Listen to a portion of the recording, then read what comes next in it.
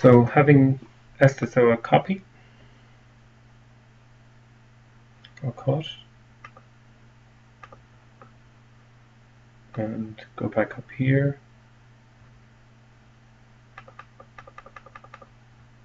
and paste underneath.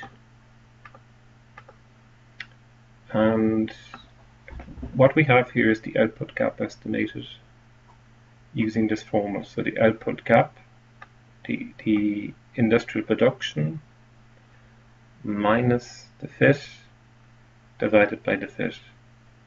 And we haven't multiplied by 100. We could multiply by 100 to express as a percentage.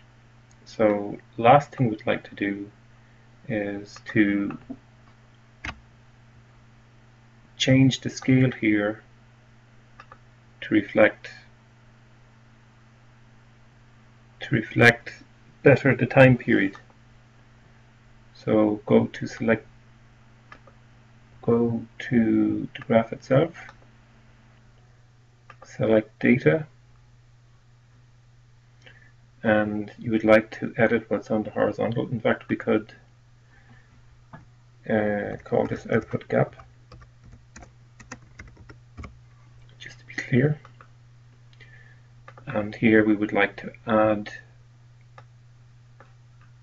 the sequence of time to coordinate with the output gap, our estimate of output gap, or the output trend, the output relative to a trend, and hit OK and go back.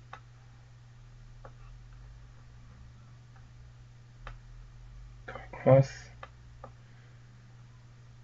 and you can see the dates now appear. And again, it's useful to look at, again, maybe something similar here. Select data. This is edit industrial production.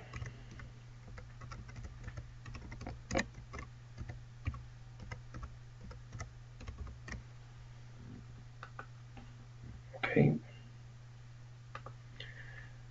And when we look at industrial production over 1919 to 2000 and up to 2014-15, what we observe is that this relatively modest fall here, or what would appear relatively modest fall, actually was quite substantial as a proportion of the trend at the period. So when we expound industrial production in terms of this output gap, perhaps it's better we say trend, or output gap trend, we can see the 1929 crash had very significant impact for the economy, whereas in decimal or percentage terms, whereas the more recent crash, while visually much more dramatic in terms of overall magnitude here, when expressed as a percentage of trend, is much smaller. So comparisons of 1929 to 2007 sometimes don't stack up. Also, perhaps, and of interest, the crash here looks more dramatic. It also looks more sustained, whereas in 2007, progression back to trend seemed to be relatively secure. In 1929, the fall in output remained low right through the 1930s.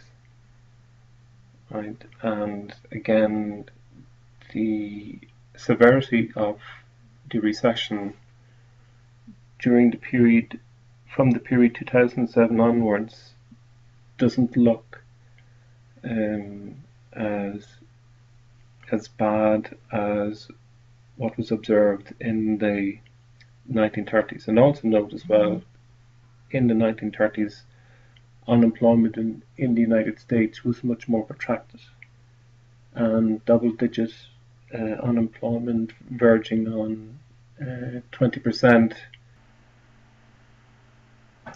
was order of the day. So unemployment was much more dramatic. The impact in terms of unemployment was much more dramatic in the 1930s than in the late 2000s.